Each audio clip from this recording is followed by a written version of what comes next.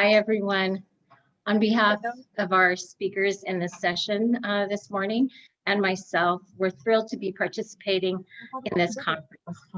I'd like to acknowledge and thank our conference hosts for organizing this virtual event. I'm sure it was not an easy undertaking. So welcome to all of you, our audience, and thank you for joining us. Again, my name is Elva Tomashiro, and I am a child and family specialist in Los Angeles here at Children's Hospital Los Angeles. And I have the honor of introducing each of our panelists. I will be starting our discussion off and will be followed by Natalia. Natalia is an RB survivor. She is a registered social worker and works as a clinical therapist with children and youth with complex mental health needs in Canada. Following Natalia will be Monica, and Monica's most important role is being the mother to 3 daughters. She is the parent of a retinoblastoma survivor. In addition, Monica is a TV journalist, and along with her husband, is the founder of CACS. Our last speaker is joining us from Nairobi, Kenya. Philip Odio is the patient support manager at Faraja Cancer Support Trust. He is also the director at International Psycho-Oncology Society, where he represents Africa. For his role in developing psychosocial programs in Kenya, he was awarded the Naomi Stearns Fellowship in 2018. Philip received his clinical training at Memorial Sloan Kettering Cancer Center in New York, and he is a fellow at the Union for International Cancer Control Fellows. So now that you've learned a little bit, excuse me, about each speaker, I'm going to begin our session by introducing psychosocial and emotional aspects of retinoblastoma and also identifying some of the stages of support.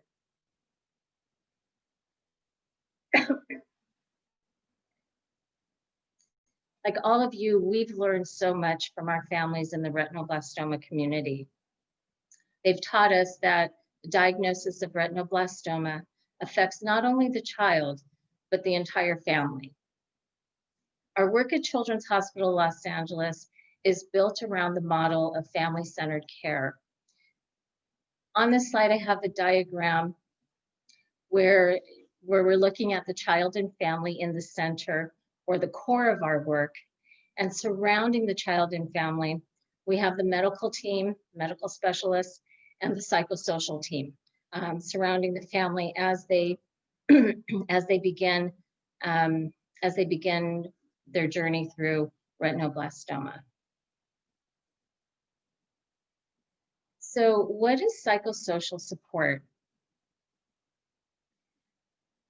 Psychosocial support is caring for the mental and emotional well-being of the child and family. One of the most important parts of what we're reminded of every day. So what does this support include? It includes assisting patients and their families with the psychological and social adjustments to their illness. The retinoblastoma program at Children's Hospital Los Angeles is an interdisciplinary team model or a team approach, and it includes the medical specialists, our 2 ocular oncologists, Dr. Jonathan Kim and Dr. Jessie Berry. We have hematology oncology specialists, nurse practitioners, social work, and of course, child development specialists. I'm a little bit favored to that. As mentioned in the earlier diagram, our interdisciplinary team model is an example of what family-centered care can look like. Now, in other parts of the country and other parts of the states, family-centered care can look different. It can include more, it can include less. But I think the goal of this is that the child and family is at the center of our work. Support also includes education and guidance about diagnosis and treatment. Another form of support that we provide, of course, is preparing the child and family and siblings for visits to the hospital, tests, procedures that include exams under anesthesia, medical treatments, learning about chemotherapy, and in advanced cases, enucleation surgery. For those who have faced enucleation surgery, we also want to provide information and preparation about going to the ocularist and preparing the child for their prosthesis fitting. We're lucky to have Monica on our panel, who will be sharing her experience as a parent, explaining retinoblastoma to her child and to their siblings. She's going to be touching on the needs of siblings. We don't want to forget siblings in the mix of all of this. Of course, they're just as much affected by the diagnosis. And then transitions and return to daily activities, school, and survivorship.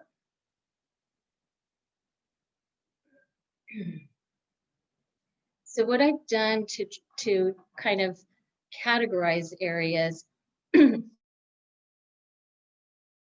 is looking at the different stages of support that we see in our experience. I've introduced the key areas of providing psychosocial support. And so now these are the different stages that we tend to see our families in. So diagnosis, treatment, education and child development, and transitions and survivorship. At time of diagnosis, and we are really getting to know a family, and a family is getting to know us and taking in all the information, which can be overwhelming. It's important for us to be aware and to remain aware that families come to us with their cultural influences, their belief systems, and their faith. Philip is going to be touching on the cultural and social needs in his work that he's doing in Africa, because that could really be a whole session in itself. But every family that we work with, we recognize that they have their own individual needs. One of the most important roles that we play during diagnosis is providing emotional support to parents as they're coping with the diagnosis and going through the grieving process. I know many of you in our audience understand this, the feelings of shock, denial, bargaining, feelings of guilt, anger, depression, and above all, hope. One of the things that we try hard to support families in is understanding and allowing parents and caregivers, allowing them to have their feelings of grief. And in time, we know that when families go through these different feelings of grief and loss, that it really helps the child and family adjust to the retinoblastoma diagnosis. Within the treatment plan, we're providing parents with information about their child's care plan. We're preparing children for medical treatments, their EUAs, chemotherapy, and if necessary, enucleation surgery and visits to the ocularist. Another stage of support that we want to offer families is education and development, education around child development issues.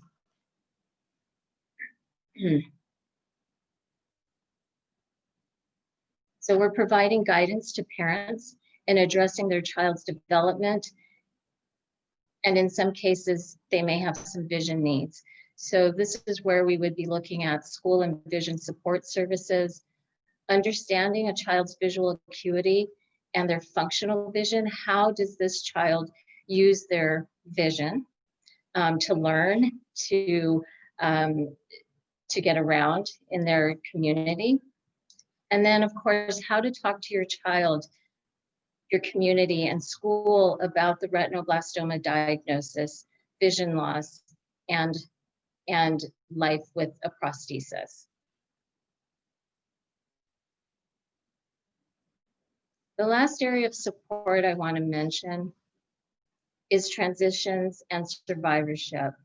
This is where we're connecting families to vision services that may include early intervention programs, school district vision services.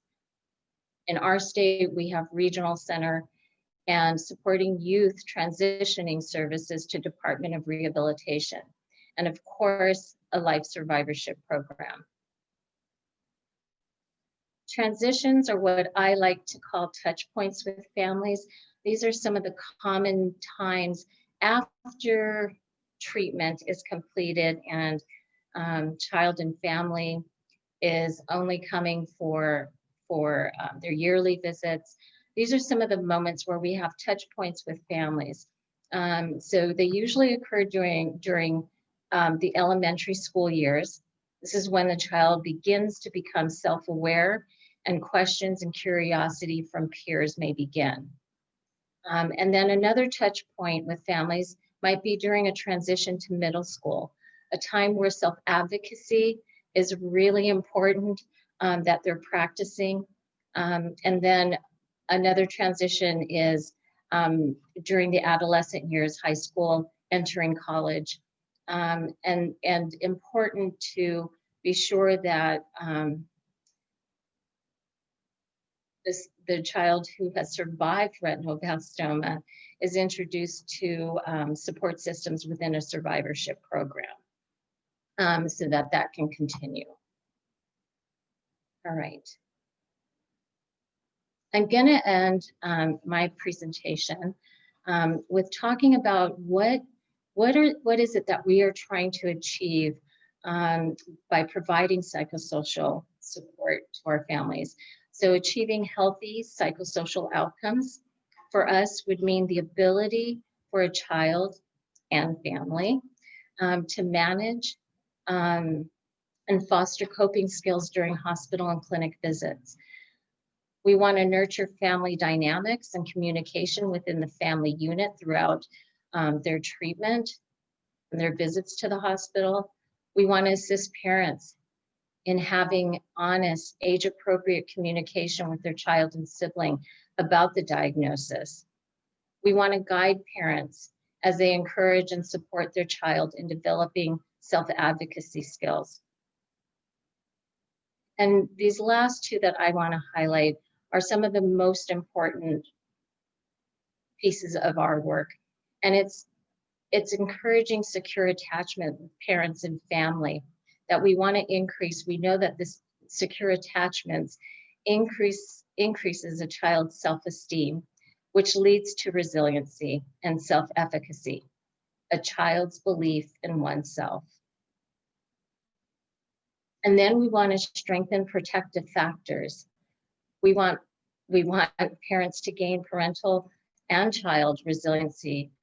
We want them to maintain connection to social supports, understanding of parenting and child development issues, and accessibility to resources. I want to thank you for your time.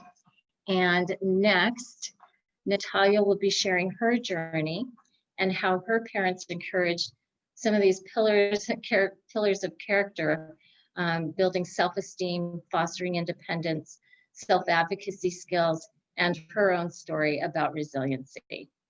Thank you. Thanks, Elva. So my family has been part of the retinoblastoma community since 1992, and we've received so much support from the community over the years, and I'm really honored and grateful that I can speak to a topic that's close to my heart today. So I was diagnosed with retinoblastoma in 1992 when I was 18 months old, and my family and I lived in Poland at the time, and treatment wasn't very advanced there. So my parents packed up myself and my 4-year-old sister, and we moved to Toronto, to Canada, where Dr. Brenda Galley and her team at Sick Kids were waiting for us. So my left eye was promptly enucleated, and I had chemotherapy, laser therapy, and cryotherapy on my right eye for about 2 years. And now I have 20/200 vision in my right eye, and my left eye is artificial. Now I'm 30 years old. I live in Peterborough, Ontario, Canada, with my husband. So when I think about the term retinoblastoma survivor, I often have a hard time identifying as that, and it doesn't really fit for me. And after doing some thinking and reflecting, I realized that it's because I see my parents as retinoblastoma survivors. I have very little memory of the treatments I went through. Most of the memories I have are really fond memories, actually, of sick kids, like the colorful footprints on the floor in the main lobby and hallway, the really warm and inviting waiting rooms, and the incredibly generous and kind staff that we encountered. And of course, the cafeteria at Sick Kids, which we always went to every time we visited, which was one of my favorite things. I also have some memories of being bullied as a child, being called names, and having a hard time keeping up in gym class with some of my peers. But really, when I think about my childhood and upbringing, the overwhelming feeling I have is that of warmth, adventure, and feeling limitless. And be it conscious or unconscious, I feel that this was my parents' strategy, and it was to instill three really pivotal qualities within myself, which were resiliency, fostering independence, and advocacy. And I think that they were incredibly monumental for me to get to where I am today and how I move through life. So what I'd like to do is I'd like to share with you 3 stories that illustrate those 3 pillars that have run through my life. The first one is when I was in elementary school, probably grade 6 or 7, when some of the intermediate students in the school were making fun of me and calling me names like Cyclops, plastic girl, fake-eyed girl, things like this. And I immediately told my older sister. My sister told my parents, and my parents sat me down and asked me about what had been going on. And they said that they would connect with the teachers at the school. And soon after that, the Canadian National Institute for the Blind, the CNIB, visited the school, and they hosted an education afternoon for the intermediate classes at the school. And what they focused on was teaching us about vision. They brought in a cow's eye that they dissected and taught us about the different parts of the eye and what they do. And they also had some teaching around how our other senses become heightened when our eyesight is compromised. And at the end of the afternoon, the students were able to ask me any questions they had, and they did. And that was the last time I was ever bullied.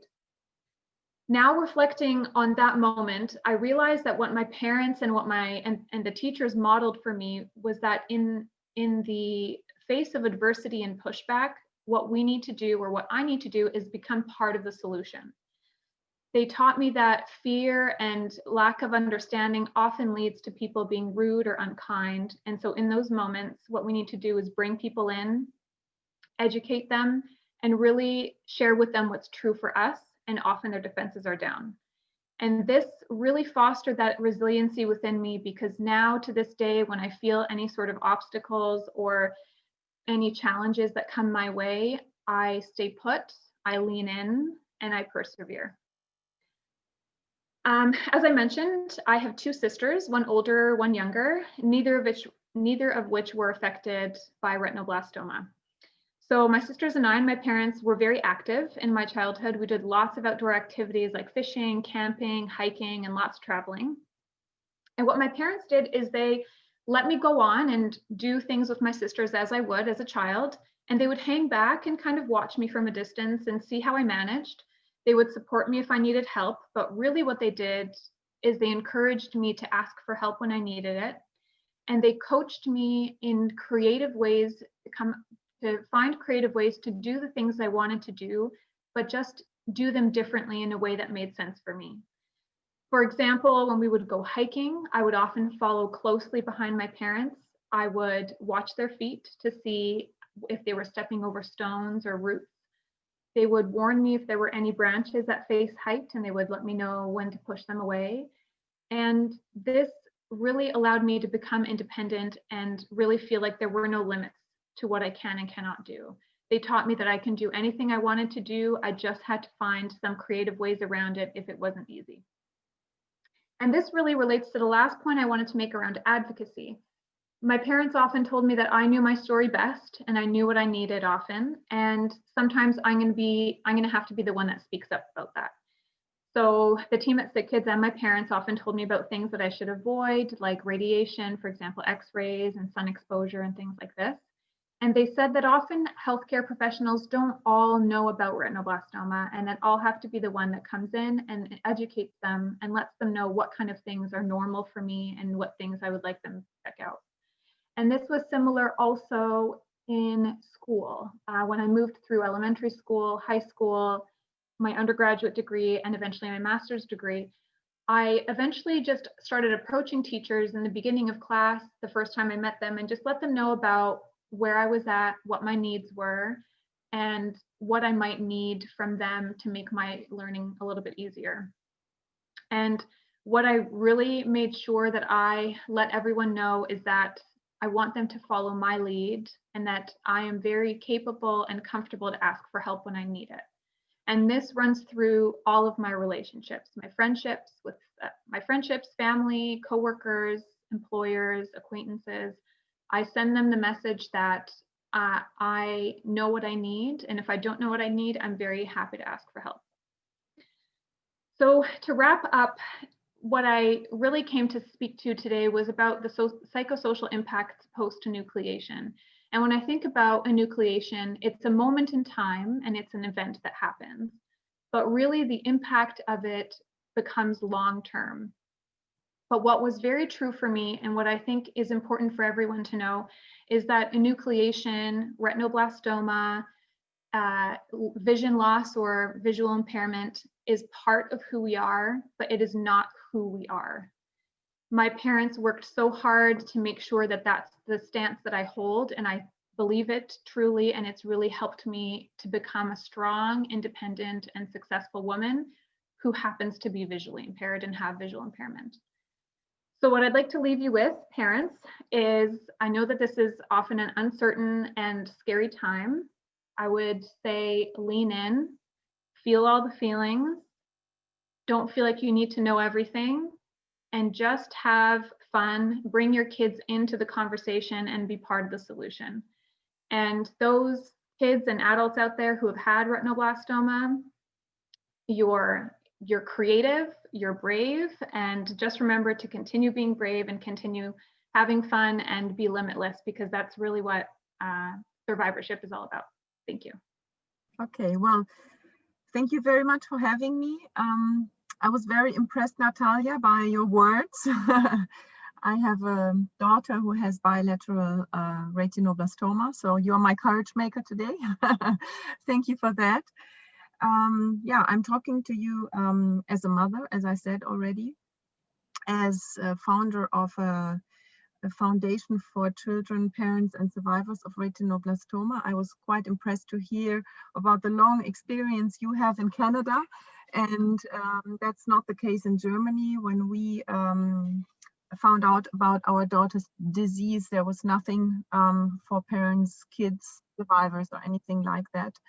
So that was 10 years ago when we started CACS. Yeah, and the third thing I would like to say at the start is that I'm a strong believer in the strength of our children, and if I see Natalia, I think I'm on the right track. So my task was to talk about how parents explain retinoblastoma to the patient and their siblings. This is a very emotional topic for me, of course, and maybe something very important to say is that I have the feeling that it is the patient, our children, that give us the pace on how we answer the questions and when we answer the questions that they have. My English is not that good like Natalia. You were very strong and Elva talking, so I'm trying to find the right words. But what I want to say is that I think you always have to be very honest. Of course, we are as parents confronted with questions that we don't want to answer, to be honest. I mean, if the child is small, 2 years old, it will ask, well, I want my eye back. Where's my eye, and why is my eye like that? So the first honest answer is that the eye will never come back. So I am a very strong believer in being honest. On the other hand, you always have to have a look at how can the child handle the information. You don't want to scare your child.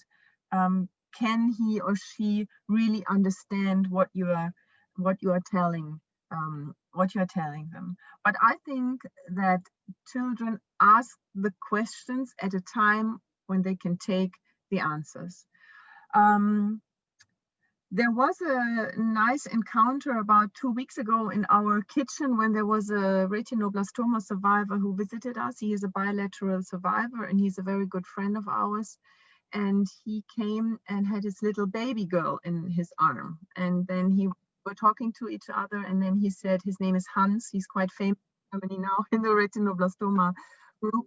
It would be very nice for him also, I think, to meet all of you at some later point. And he told me that he's so lucky that his daughter had not inherited the disease, and that his child did not inherit retinoblastoma from him. So our daughter was standing next to me, and she said, well, is there a thing that I will maybe inherit the disease to my children? And so that was another very tough question to answer. And I said, yes, there's a 50-50 chance that you will pass on the disease if one day you will get a child. And so we had a very good, very deep talk, but it was very special. And in the end, for her, with 14 years old, she said that Hans has a healthy child, so maybe she will have a healthy child. But I think that it is very, very important that the child can build up trust in your answers and that you are honest. The other question that always comes up with our 14-year-old, I think she's still very young to ask those questions, and that is that she asked if she has a higher probability of getting cancer again. That was what Natalia said. That's a topic that comes up when we are talking about having an X-ray or stuff like that. I'm trying to teach her that she has to take care of herself. I'm trying to teach her to take care of herself, and in doing that, I have to give her the right information. So I have to tell her that she has to avoid radiation, avoid sunburn and all that kind of stuff, because she has to avoid or reduce the risk of having a second cancer. So we're talking about that. And again, I want to tell you that I think it's very important to be honest. Another thing that was very, very important for our way to communicate the disease to our child was that we had very exclusive time. I think that the time issue is a very, very important one, because the questions that are being asked need time to be answered. And sometimes you even have to think about your answer because it takes some time, and it's sometimes not easy to answer. So we take very, very exclusive times with our daughter. She's the youngest of 3 daughters. So we're going into the siblings talk as well. I'm trying to be a little, I hurry a little bit, but so we try not only to take exclusive time for our patient daughter, but also for the siblings also. I thought that that answering questions was much easier, explaining the disease, which was much easier when having retinoblastoma survivors like you, Natalia, with me. And Camilla, our daughter, grew up with a group of about 20, 30, 40 retinoblastoma survivors. And she's a very strong young lady, even though she's in the middle of puberty. She's a great girl. And she has, today I asked her, what do you do when kids bully you? And she said, they don't do that. And I said, well, why don't they do that? And she said, because children that bully me, they are the ones who have the problem. I don't have the problem. So she's a very self-confident, and I think it's not our merit of my husband and me, it's the merit of the older retinoblastoma survivors that have been with Camilla from day one of her diagnosis. And I'm very, very, very thankful to that group of people who is so very precious and knows exactly what life is all about. So I'm very much advocate to build a small retinoblastoma community in your area. It doesn't have to be a big group, it has to be a small group, also kids same age that grow up with that child.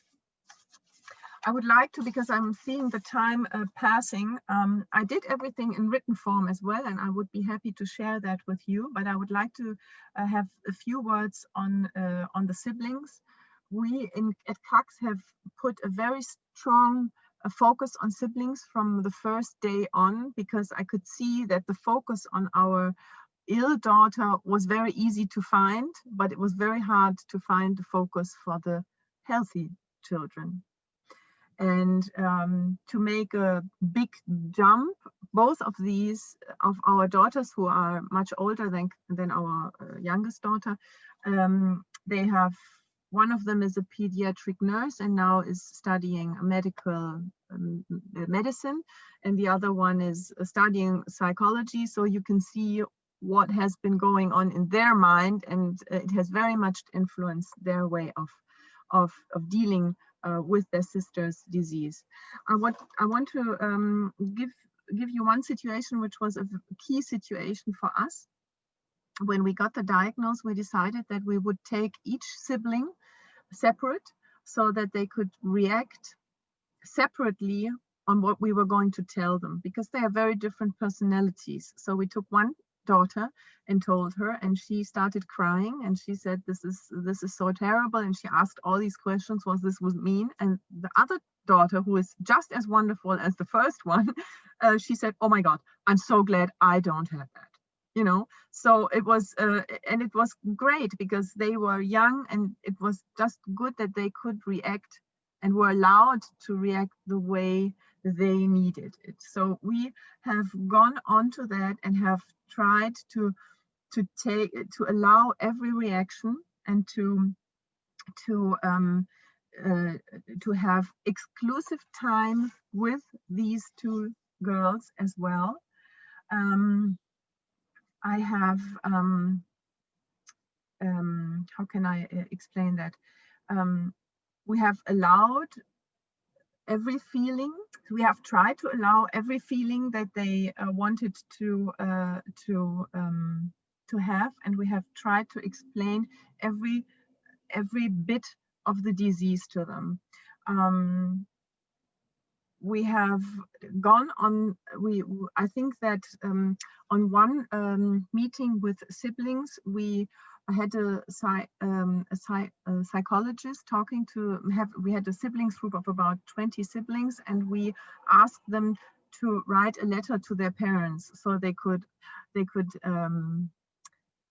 tell us their feelings, if they felt neglected, or if they had something to tell us. It was anonymously, so they could write a letter to their parents and say, what is it that you want to tell your parents? And it was very, very amazing, because all of them wrote us a letter that they didn't feel neglected, that they felt that the time that we needed with the ill child was very important also for them, that we spent this time. It was okay for them to spend more time with the ill child. It was very good to give them a chance to write all that down, and it was anonymously, so we didn't really know which letter was from which child to which parents, but it was very interesting that all of them were very touched by the fate of their ill sibling, and that it was okay for them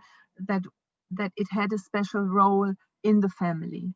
So so I really advocate to put siblings together and to have them talk to each other, because I think that they go through very similar similar experiences. But when I left home, I asked Camilla, my daughter, what do you want them to tell them about your life motto? And she said, well, you could tell them, make every day the best of your life. So I would like to tell you that I'm very happy, because it was Camilla that sent me on this journey, and that gave me the possibility to meet you. And I have to tell you that I'm very, very grateful. And I think it's incredible what you have organized here. And I really wish that we stay in contact, because I think that we can be much stronger together. So thank you, Natalia. Thank you, Elva. And I look forward to hearing from you, Philip. Thank you for your attention. Thank you very much, Elva and the team. My name is Philip. I'm a patient support manager for Aja Cancer Support Trust, and I'm presenting from Nairobi. We work at Kenyatta National Hospital, which is one of our major referral hospital in Kenya. So most of the retinoblastoma patients who are diagnosed in Kenya, most of the times end up in Kenyatta National Hospital.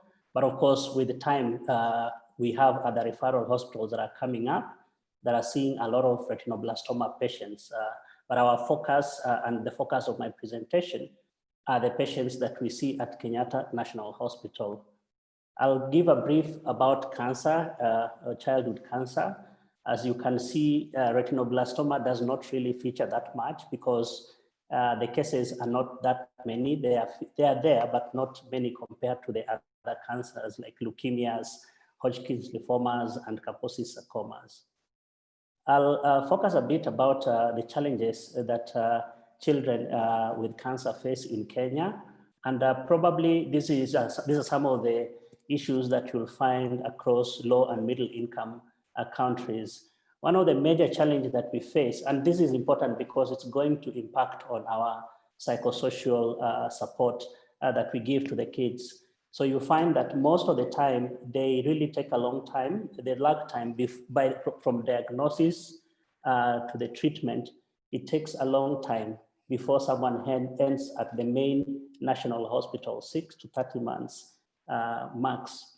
And then of course, so what then this does is we find that we have a lot of cases diagnosed with retinoblastoma and other childhood cancers. There's late presentation, which of course we know and we understand has really negative impact on the treatment outcome.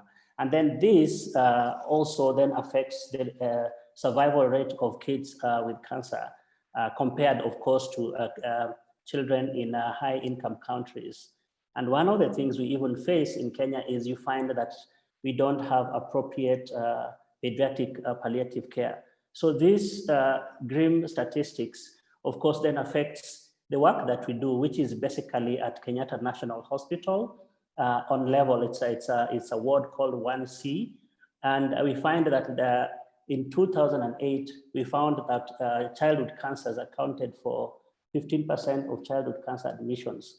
These are very scarce figures. I don't think it's a reflection of what is happening totally in the whole country, because we've never had a countrywide cancer registry.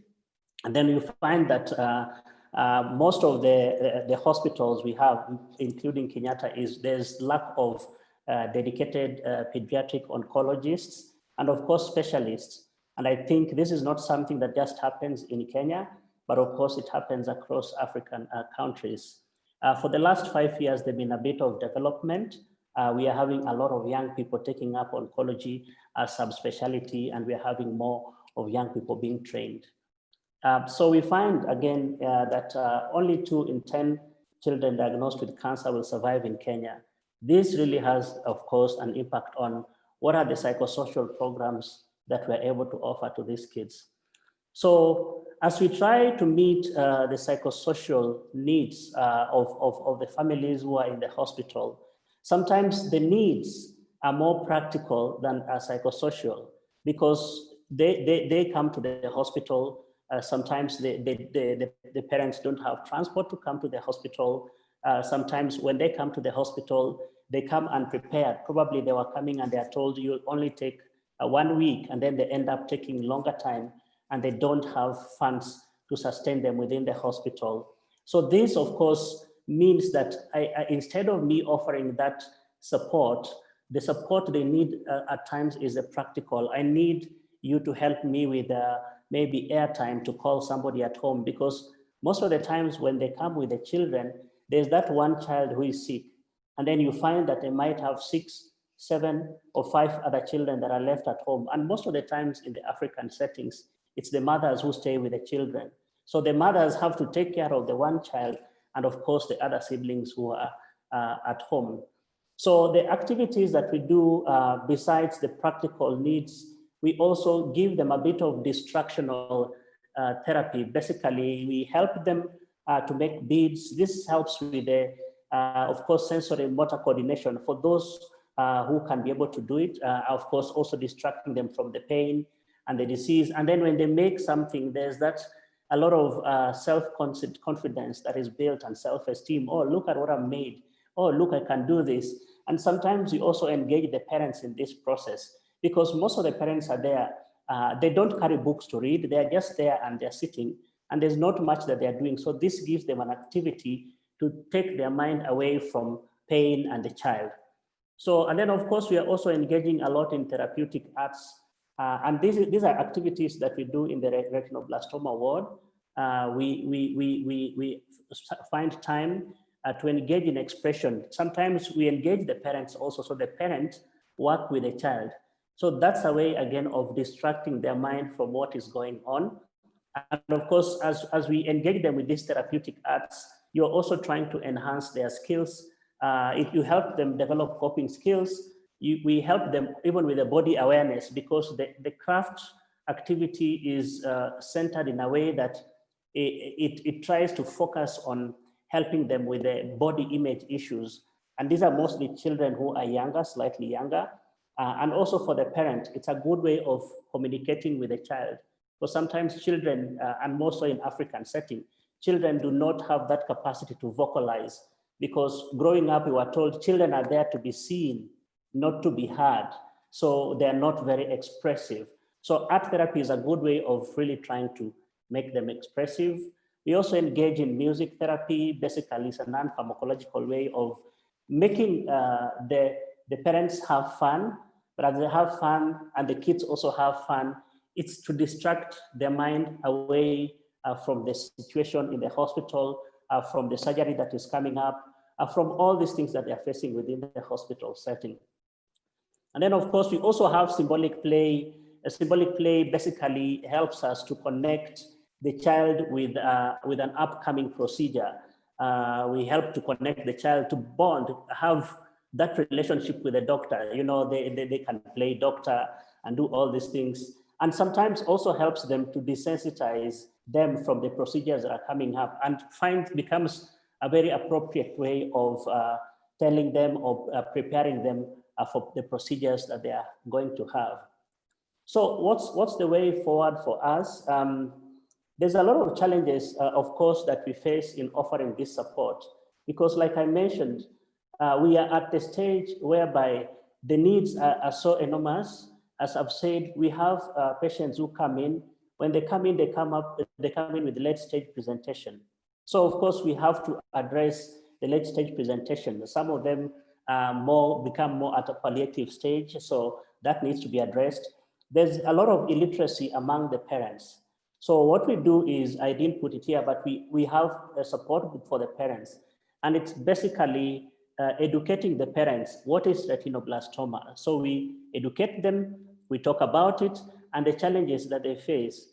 And it's really interesting that when you listen to the parents, the stories and the issues that they are facing, the way they are being accused by the other partner, oh, you are the one who is responsible for this, this thing runs within your family. So there's a lot of things that also brings in family tension between the two, between the parents. So we try to educate them and help them. Actually, at times we go as far as calling the other partner and telling them, this is what retinoblastoma is about. So changing really that stigma.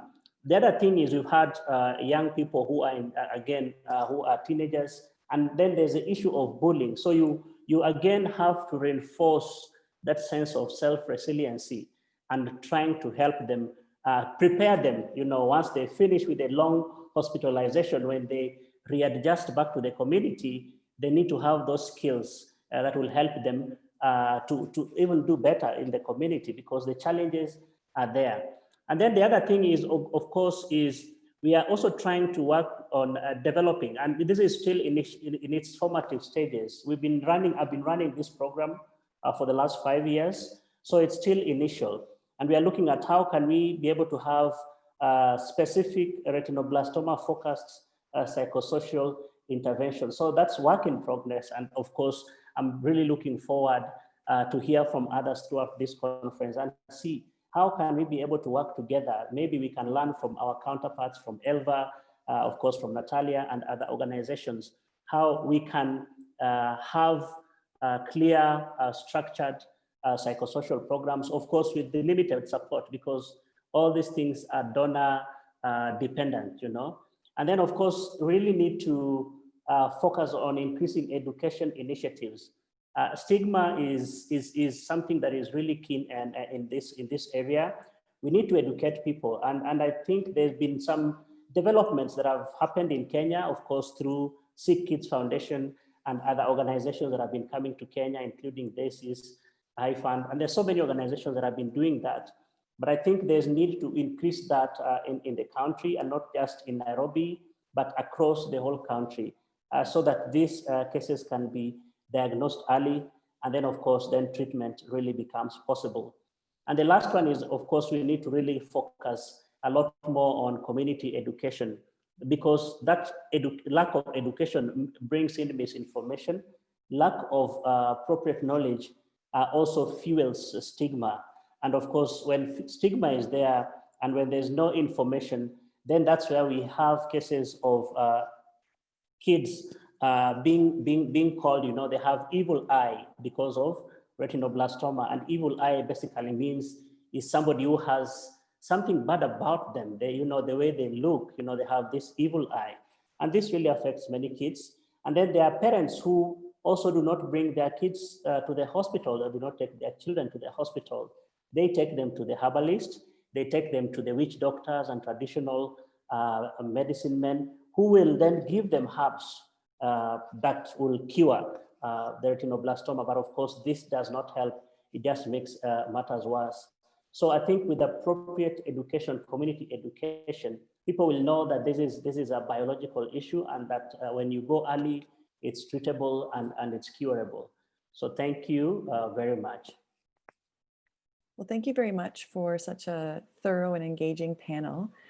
This is Caitlin. I'm moderating the Q&A session. So one of the questions we received is from Genevieve, and her question, I believe, was for Natalia. And she wanted to know who facilitates the life survivorship programs, and what specialists or diagnostics are available through this program. I feel like this question might be for someone else, because I'm not sure necessarily. I'm not sure if someone else can help me Elva, out. I'm so sorry, it was for Elva. I'm like, my apologies. No, all good. Whew, off the hook. Natalia, I think from experience, you'd be able to answer this. So, later in the day, all of you will be meeting Marissa, most of you know very well, as well as Dr. David Fryer and the rest of their panelists. But here at Children's Hospital Los Angeles, we actually have a life survivorship program. And again, it is based on an interdisciplinary model. And so you have a whole list of multidisciplinary professionals who are part of the survivorship program. And this is usually the time, as I mentioned earlier, that we like to transition our young teens into life survivorship programs, so they can begin to learn more about self-advocacy, as Natalia and both Monica spoke about in their own experiences, about learning about some of the risks associated with having the diagnosis of retinoblastoma. And so this is where young teens can then begin to become more educated, take responsibility for their own care as they enter young adulthood, that they then can transfer this to become someone just like Natalia and Monica's daughter, Camila, who both who are definitely able to advocate for themselves. So the life survivorship program may look different in other countries or in other parts of the states. But here at Children's Hospital, if you stay on and join the session with Marissa and Dr. David Fryer, you'll learn much more about it.